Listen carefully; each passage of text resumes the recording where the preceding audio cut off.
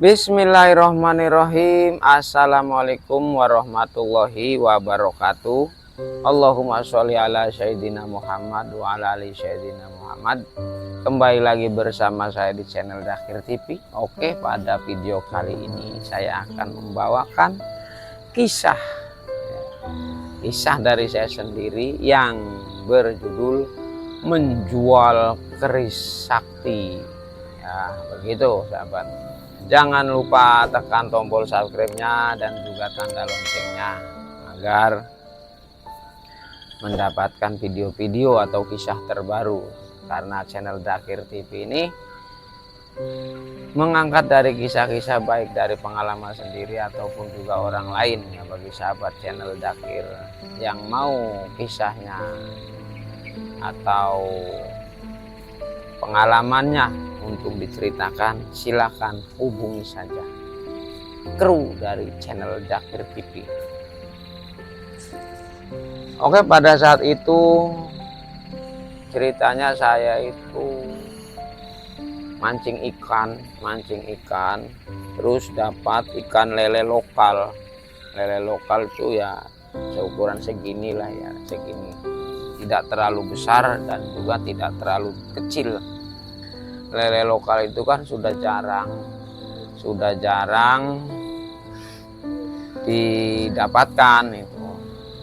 Dapatlah 3 ekor lele lokal. Akhirnya saya bawa ke rumahnya Pak Haji yang menerima dari ikan lele lokal tersebut. Assalamualaikum. Waalaikumsalam. Pak Haji, ini saya mau menjual nih ikan lele lokal, karena Pak Haji itu senang konsumsi lele lokal, terus belut sawah seperti itu. Kalau pas lagi mancing belut, dapat belut ya dijual ke situ ya. Akhirnya lele lokal yang saya bawa itu dibayari sama Pak Haji itu seharga Rp20.000 saja ya. Alhamdulillah itu. Nah, setelah uangnya saya terima, saya lihat itu di rumah Pak Haji itu, di ruang tamunya itu banyak keris yang ditempel-tempelkan ya, seperti itu ya sahabat. Keris yang ditempel-tempelkan sebagai pajangan seperti itu. Nah, akhirnya saya ngomong sama Pak Haji, Pak Haji, saya tuh punya keris di rumah tuh, bilang warnanya kuning, bagus. Nah itu terus bisa berdiri Pak Haji, kalau yang punya saya mah bisa berdiri. Nah akhirnya Pak Haji itu penasaran ya sahabat, yang bener. Nah iya, kalau nggak percaya nanti saya bawa ke sini berdiri. Akhirnya Pak Haji itu pengen tahu dari keris yang saya omongkan tersebut itu, jadi pengen lihat. Ya sudah katanya, kamu pulang dulu, nanti kesini lagi tuh bawa. Ya udah, saya nurut. Nah, akhirnya saya pulang ke rumah. Nah setelah sampai di rumah, saya ambil ya, ada anak saya itu yang cowok itu, yang laki-laki lagi tidur.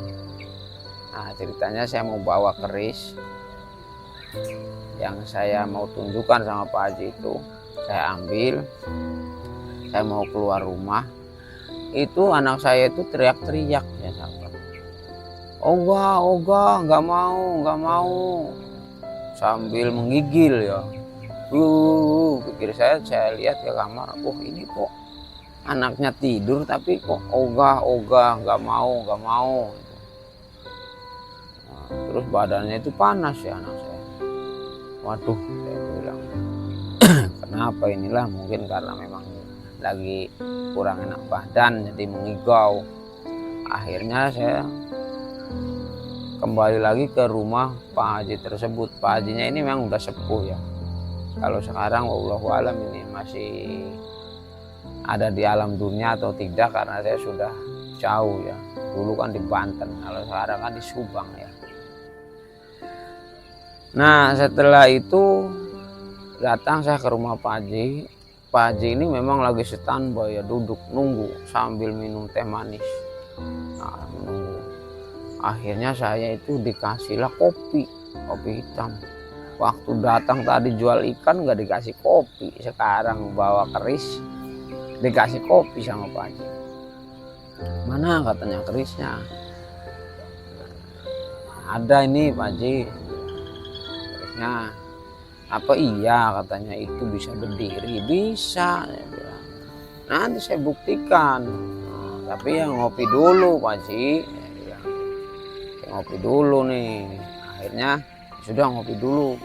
Kamu rokoknya apa? Katanya. Rokoknya apa? Ganggar merah saya mah rokoknya Pak Haji. Ah, dibeliin ya sahabat. Sama Pak Haji itu dibeliin. Nyuruh yang ada di rumah situ ya. Saya kurang kenal itu, entah itu anak atau cucunya, beliin rokok Ganggar Mabang. Udah, akhirnya saya ngerokok sama ngopi, udah habis 1 batang.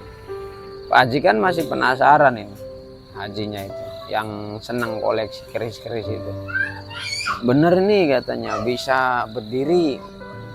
Itu benar katanya bisa berdiri. Semakin kenceng kan ya penasarannya Pak Haji tersebut. Saya santai aja ya, karena memang kerisnya bisa berdiri. Itu kan sudah berulang-ulang kali ya. Sebelum saya tunjukkan sama Pak Haji itu, saya berdirikan di rumah, berdiri sampai sehari semalam nggak jatuh. Kalau saya bilang udah jatuh gubrak seperti itu. Saya kasih tahu sama tetangga nggak percaya. Yang saya punya keris nih berdiri. Saya bilang, kamu mau nonton nggak? Ayo nonton. Nah begitu lihat tuh kan berdiri, itu mah ditancepin. Ya udah pakai uang, saya pakai kertas di bawahnya. Kalau ditancepin pasti bolong sekalipun sedikit. Ya seperti itu. Akhirnya pakai uang ditaruh di atas uang kertas itu. Nah terus berdiri juga. Karena memang ada kuncinya ya pada saat itu. Karena saya kan dikasih sama kakek-kakek itu pada saat itu ya. Nah Pak Haji semakin kuat penasarannya, akhirnya saya buktikan pada saat itu. Saya juga dikasih, nggak tahu, bukan dapat bertapa, bukan dapat ini ya, dikasih tiba-tiba diri.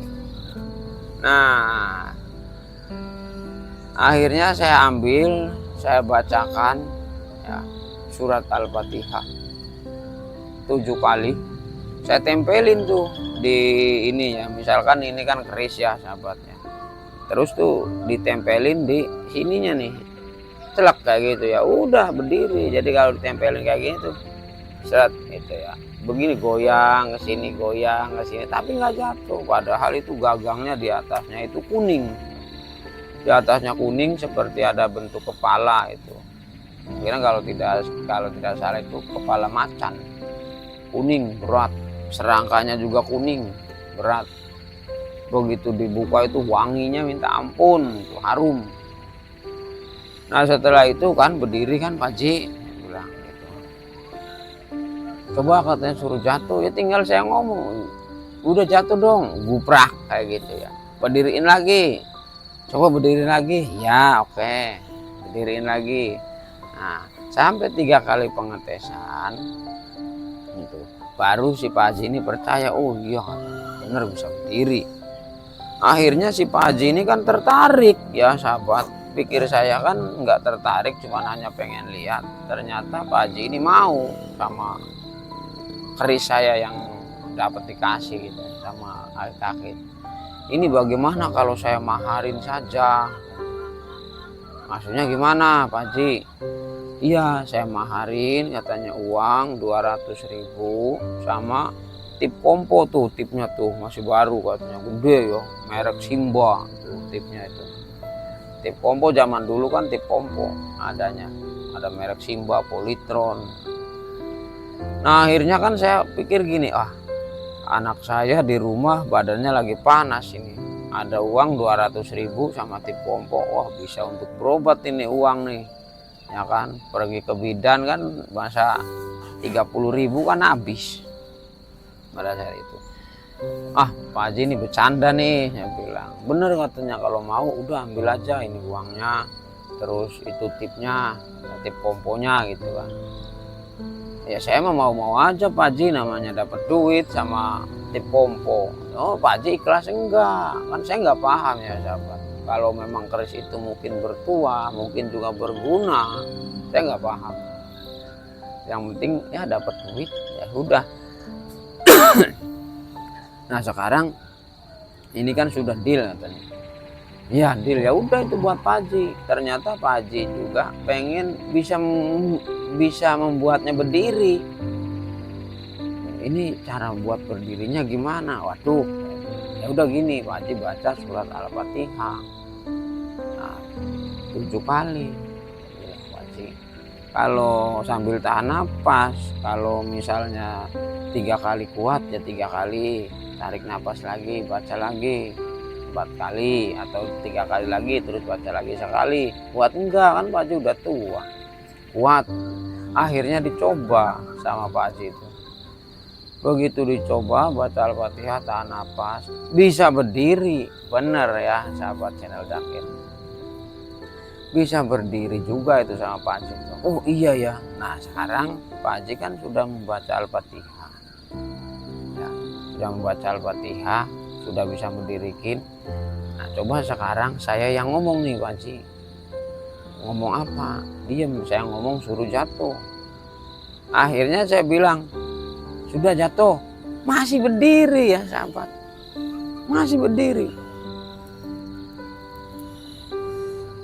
nggak jatuh. Jadi omongan saya itu nggak mempan, sudah nggak mempan, karena yang membaca Al-Fatihah awalnya itu kan Pak Haji tuh.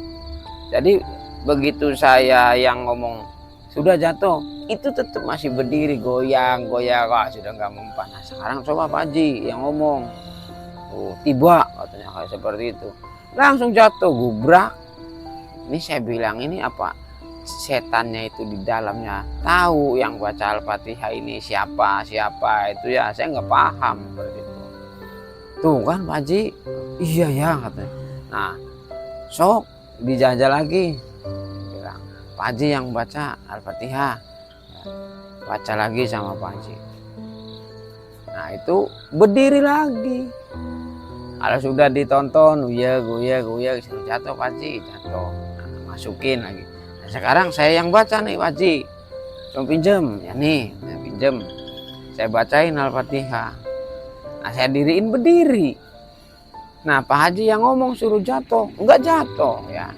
Nah, itu aneh kerisnya tuh. Wah, keris sakti mungkin ya sahabat. Nah, setelah itu ya sudah saya serahkan sama Pak Haji itu.